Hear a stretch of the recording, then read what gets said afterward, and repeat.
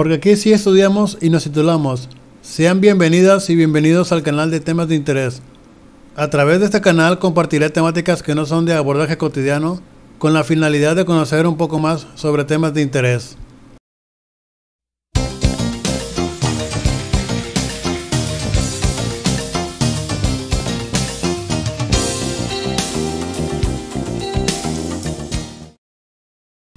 OVNIs, situaciones generales. Fundamentación psicológica. La idea de la necesidad del misterio parece algo consustancial al ser humano. El hecho de recibir una explicación plausible sobre lo que se ve puede restar espacio a la fantasía. Así, varios autores no utilizan la denominación fenómeno, sino mito, y en otros casos, síndrome. El término síndrome ovni fue utilizado por autores como Jiménez del Oso para indicar que los observadores de las luces sin identificar están afectados por varias variables. Además del emisor de las luces, por su parte, Julio Arcas indica que los avistamientos ovni son relatos orales en su mayoría, forman parte de la tradición oral del siglo XX para los occidentales. Mucho antes de los autores antes citados, el psiquiatra Carl Gustav Jung postuló una teoría para explicar por qué parece más deseable que los ovnis sean naves extraterrestres, que no cualquier otro fenómeno conocido. Jung publicó en 1958 su obra, Un mito moderno, de cosas que se ven en el cielo. Dicha obra ahonda en el rumor mundial sobre los platillos volantes.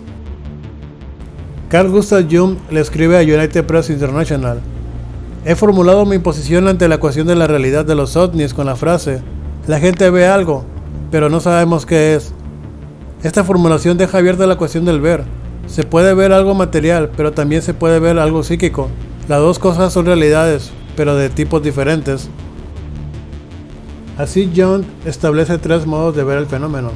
Primero, un proceso real, objetivo, físico o percepción primaria genera una fantasía o mito concomitante. Segundo, una fantasía primaria inconsciente, un arquetipo, invade la conciencia con ilusiones y visiones. Tercero, se produce una coincidencia sincronística acausal y plena de sentido, especialmente en fenómenos vinculados a procesos psíquicos arquetípicos. Aún resta abordar el carácter real del fenómeno, ante lo cual Jung plantea tres posibilidades. Primero, la hipótesis de ausencia de gravedad o antigravitación que conlleva el fenómeno lo deja en manos de la física. Segundo, el fenómeno ovni como materialización psíquica, es decir, que la psique llegue a materializar el fenómeno ovni, lo considera aún menos probable. Tercero, podría tratarse de un fenómeno sincronístico, la situación de la humanidad por un lado y el fenómeno de los ovnis como realidad material real pero desconocida. Hipótesis psicosocial.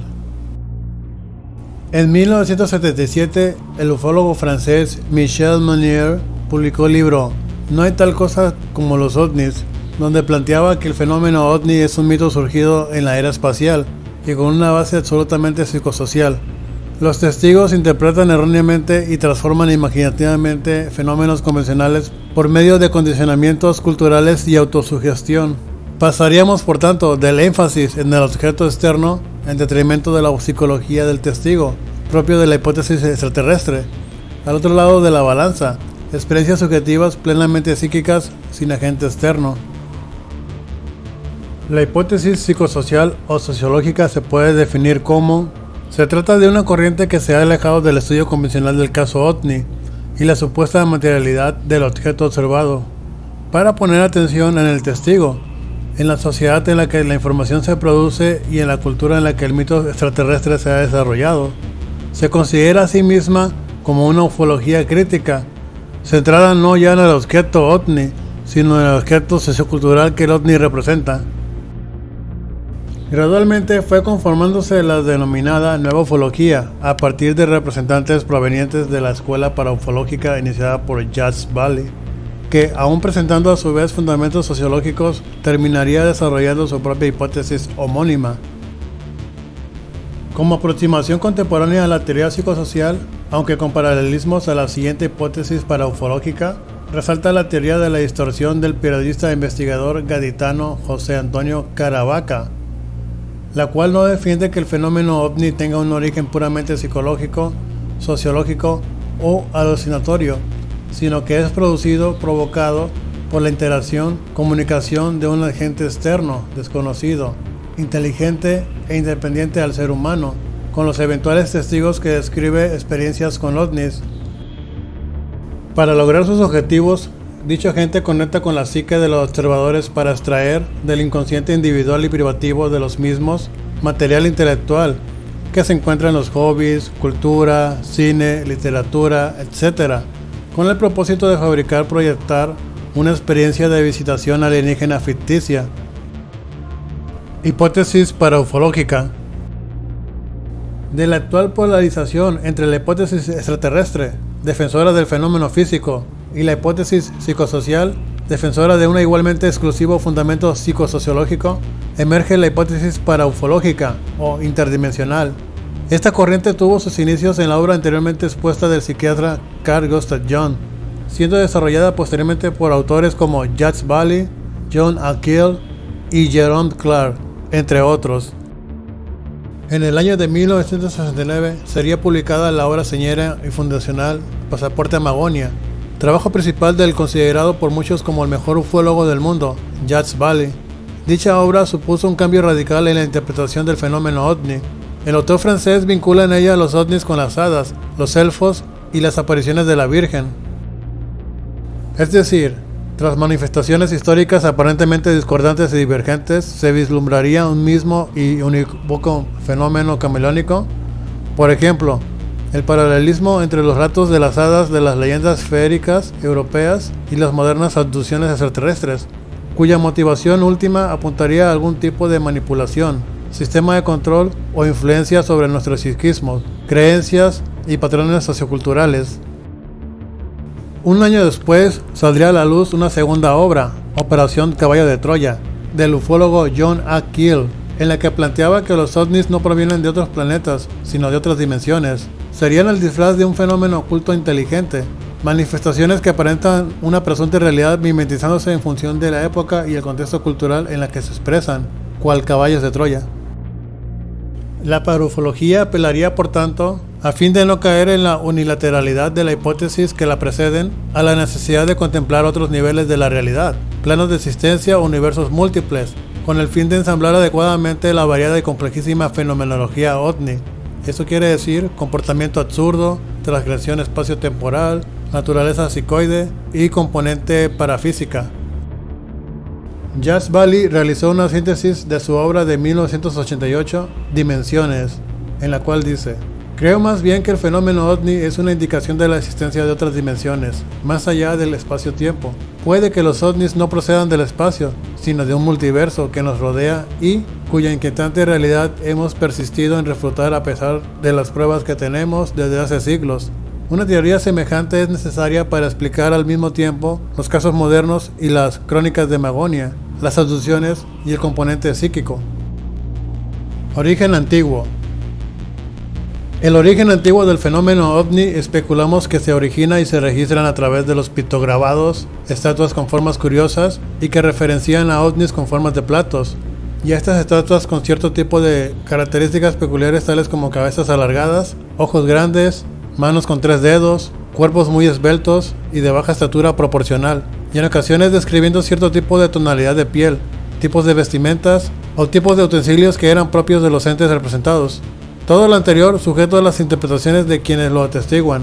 De ahí en fuera todo queda en las interpretaciones que cada persona realiza sobre los objetos ya mencionados, ya que no existen registros literales sobre estas situaciones muy específicas. Origen moderno. El origen mediático moderno del fenómeno ovni se origina el 24 de junio de 1947, cuando el piloto privado Kenneth Arnold, mientras volaba en su avioneta, atestiguó a un grupo de objetos voladores plateados que tenían forma de semicírculos. El avistamiento de ovnis de Kenneth Arnold ocurrió el 24 de junio de 1947, en las cercanías de Monte Rainier, Oregon, Estados Unidos, y su posterior declaración a los medios de información de la época provocó una avalancha mediática y logró que el público en general se enterara de ese suceso tan llamativo.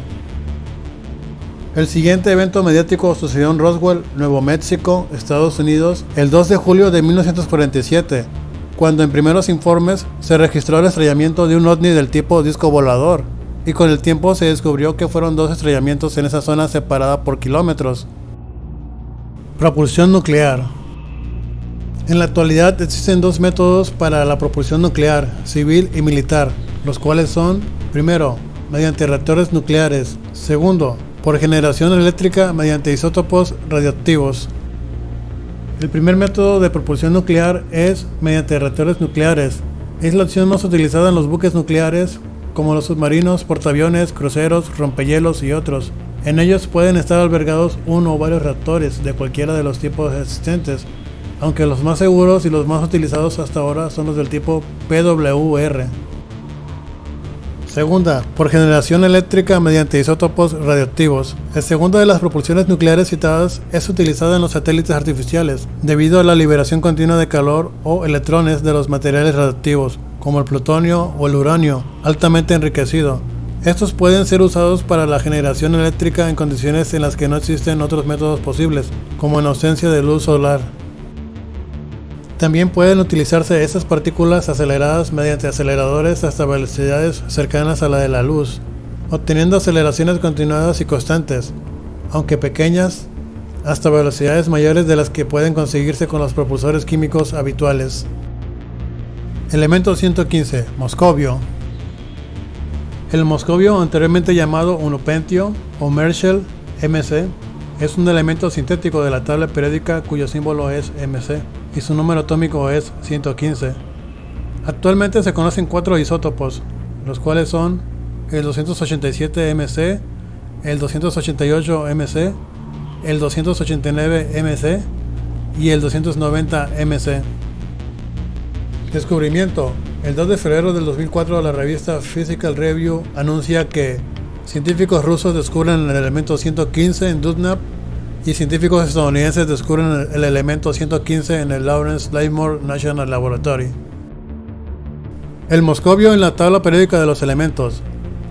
Moscovio, unupentio, eka-bismuto o simplemente el elemento 115 es un elemento sintético, es decir, sintetizado por el hombre y cuyo número atómico, número de protones, es 115. Este elemento era pura teoría hasta que en el 2004 unos científicos rusos lo descubrieran. En verano del 2013 fue confirmado por científicos de la Universidad de Lund, Suecia, bombardeando con iones de calcio una fina película de americio.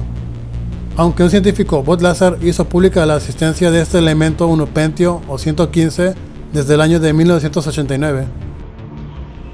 Elemento superpesado. Todos los elementos que aparecen en la tabla periódica más allá del uranio, cuyo número atómico es 92, tienen una existencia efímera antes de desintegrarse. Y es que estos elementos superpesados, conocidos como elementos transuránicos, son radioactivos y tienen una vida media más corta que la edad de la Tierra, lo que hace que ya no se encuentren ni en nuestro planeta ni en el sistema solar, si es que alguna vez lo estuvieron. De hecho, salvo alguna excepción, a mayor número atómico, menor vida media tiene un elemento. Actualmente se han conseguido sintetizar dos isótopos del unupentio, el 287 y el 288.